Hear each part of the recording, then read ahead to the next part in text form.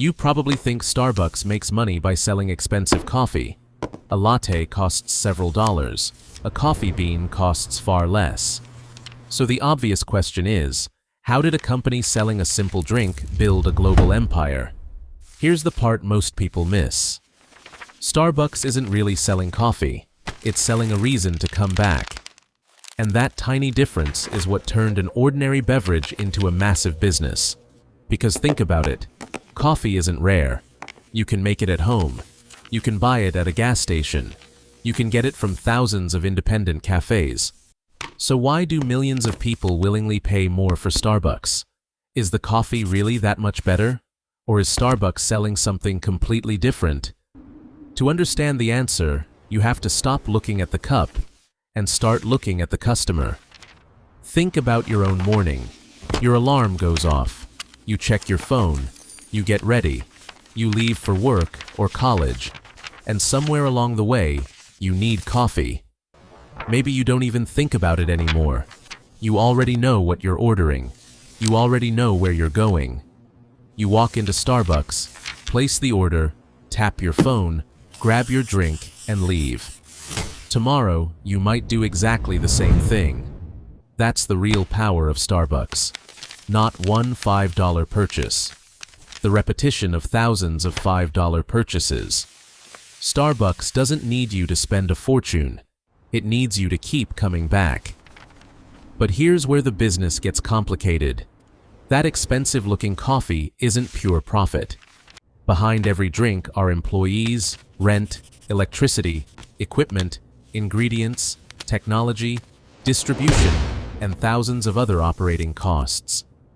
In fiscal 2025, Starbucks reported approximately $11.7 billion in product and distribution costs and around $17.1 billion in store operating expenses. So the question isn't really, how expensive is the coffee? The better question is, how often does the customer return? Because a customer who visits once a month is one thing. A customer who visits 4 times a week is something completely different. And Starbucks built an entire system around increasing that frequency. Look at the Starbucks app. You can order before reaching the store. You can pay digitally. You can earn stars. You can receive rewards. You can keep money loaded onto a Starbucks card. Every step removes a little friction from the next purchase. And that's important. Because when something becomes easier to buy, you're more likely to buy it. Then Starbucks adds another layer. Location. Stores are placed where people already live, work, shop, and travel. So the customer doesn't have to go out of their way. The store is already on the route. Convenience creates frequency. Frequency creates transactions. Transactions create revenue. And suddenly, the coffee shop starts looking like a machine. But here's the uncomfortable part. A business built around habit becomes extremely vulnerable when the habit changes. You don't need millions of customers to suddenly hate Starbucks. You just need millions of customers to visit a little less. 1 fewer coffee a week. 1 more homemade coffee. 1 cheaper competitor. 1 skipped morning. Individually, these decisions look meaningless. Multiply them across thousands of stores and millions of customers, and they become financial pressure. And Starbucks experienced exactly that pressure. In fiscal 2025, comparable transactions in North America declined 4%, while comparable store sales declined 2%. North America's operating income fell 41% to approximately $3.2 billion. The logo was still famous. The stores were still everywhere. But the behavior underneath the brand was changing. And that's when you realize something important. A powerful brand doesn't automatically create a powerful business. The machine still needs people to use it. So Starbucks has to protect the habit.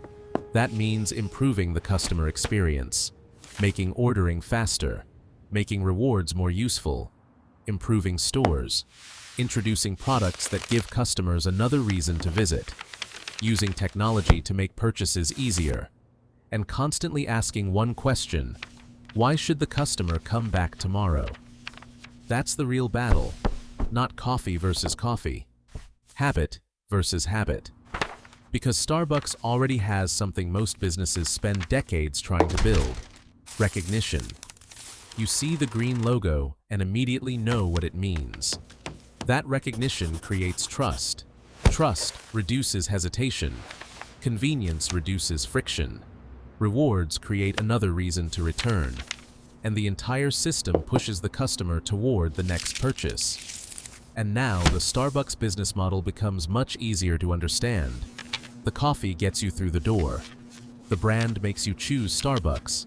The location makes it convenient. The app makes ordering easier. The rewards program gives you another reason to return. See a customer relationship. See a loyalty system. See a mobile payment. See a global store network. See a brand that has become part of someone's routine. The drink is the product. The habit is the business. Let me know in the comments. And if you found this video useful, like this video and subscribe to Finance Bro for more videos about money, wealth, investing, business, and the financial game explained in simple language.